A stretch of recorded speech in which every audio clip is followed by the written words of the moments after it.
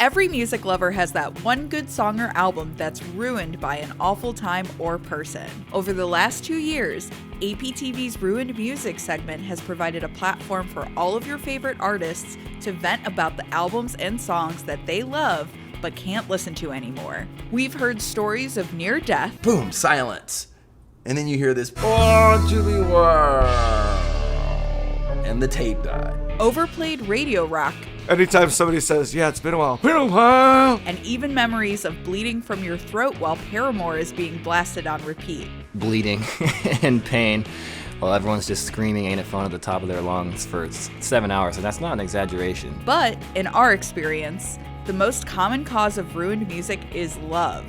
From messy breakups to a total aversion to onstage marriage proposals, we compiled the 10 most heartbreaking instances of true love making great music utterly unlistenable. But before we get too heartbroken, make sure to subscribe to APTV and turn on all notifications so you never miss a video. And check out the Spotify playlist containing all of the songs featured in this list. Link in the description. The 10 best anti-love ruined music stories. Number 10. Jay Bentley and Brian Baker, Bad Religion. The only band that I still sort of have ill will toward, if that's the correct word, when I was 16, 17, I was dating a girl named Erin, and she really liked one of the guys in the Blasters, one of the Alvin brothers.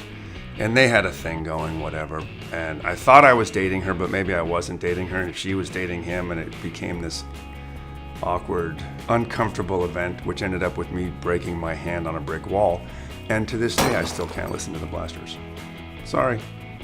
There was a little period of time I had problems listening to The One I Love by REM, just because of that, a young relationship.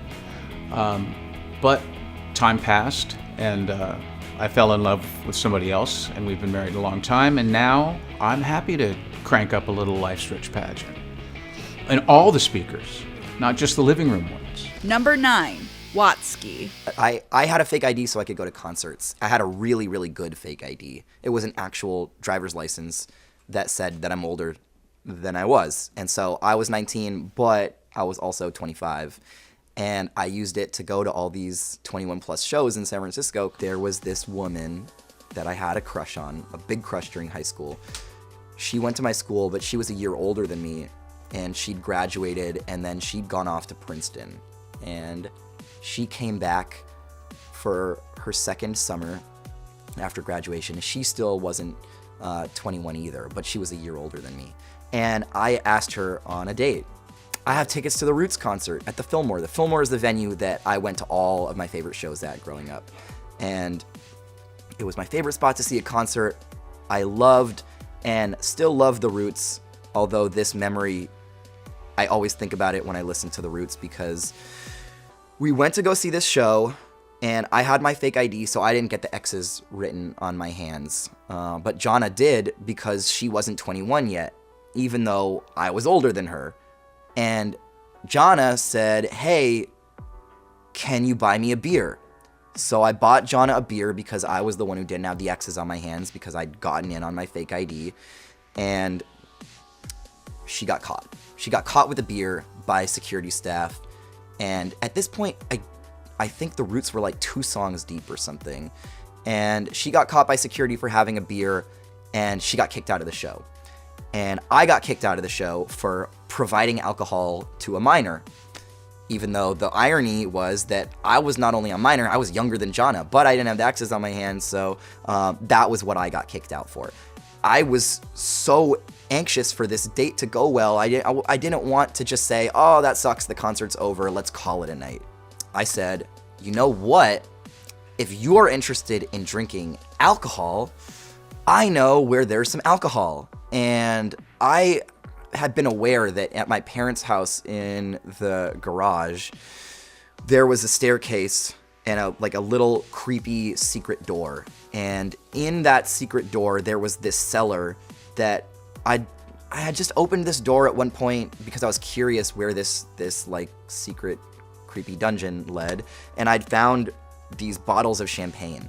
that were covered in cobwebs, and the labels had all fallen off of them. They were really, really old looking, but I thought, oh, you know what? Champagne is supposed to be old, right? Like, alcohol gets better with age. We went and pulled up by the beach and busted out this champagne bottle, and I had drank so little alcohol that when I took a swig of this, I thought, this is what alcohol is supposed to taste like. But it had been expired. It was probably the champagne from like the 70s, and had been expired since the 80s.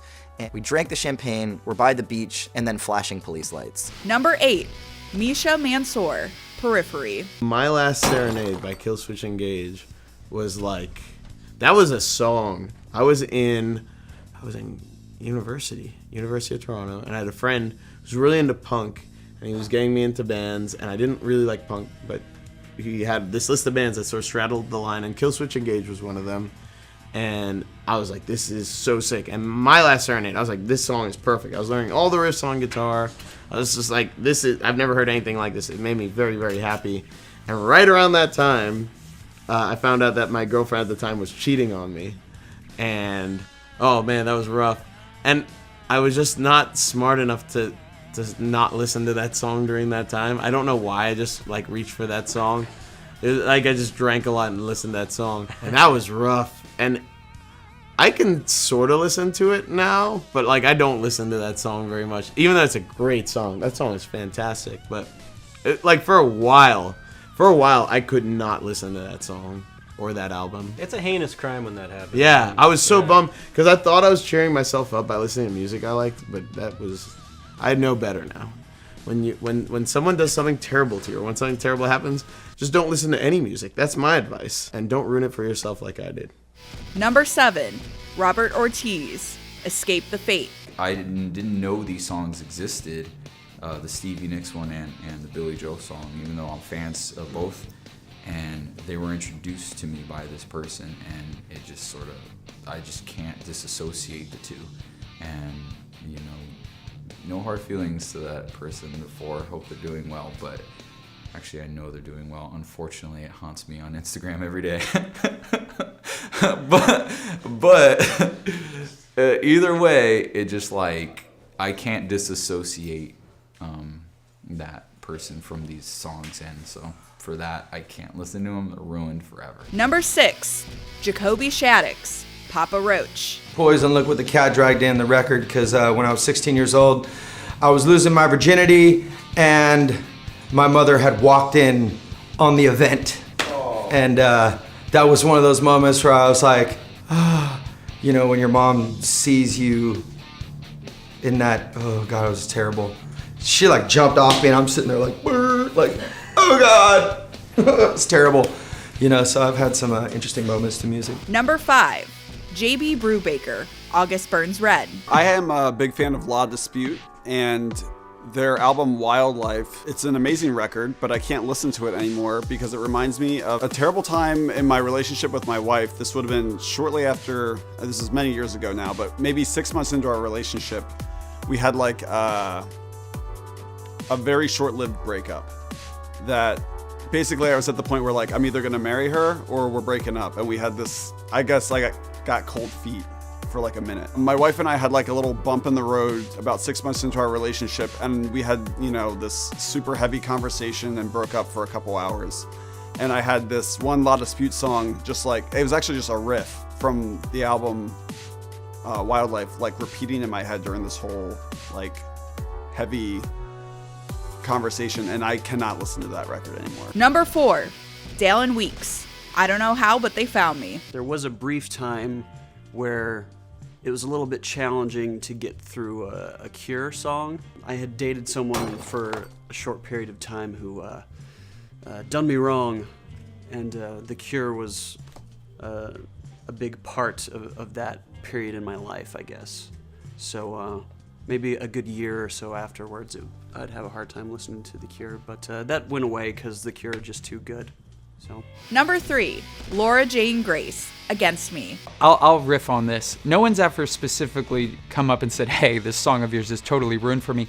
But on a related note, I have a real aversion to people getting engaged at our shows. I really don't like it when people get engaged at our shows, because whenever it happens, I think, fuck, we've just lost 2 fans. because I think statistically their marriage is going to end in divorce, and then for both of them, our band will be an unhappy memory for them.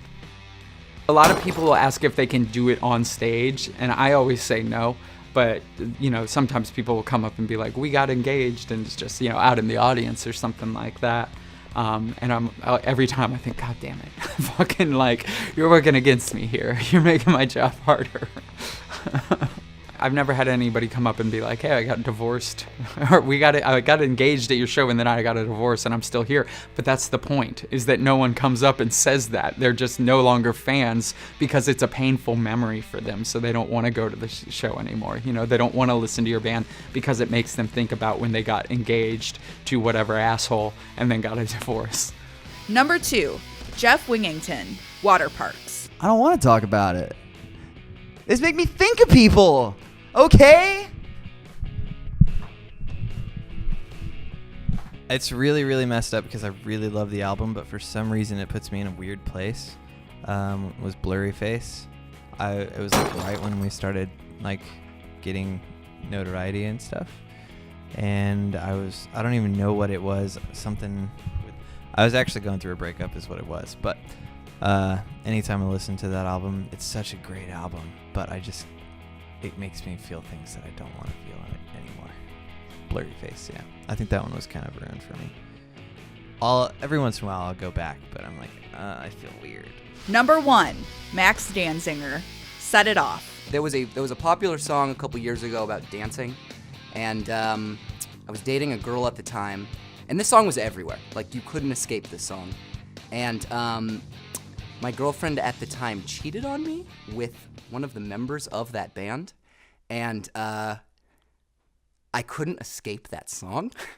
And it was a great song. It was really good. And yeah, now that song is pretty ruined at this point.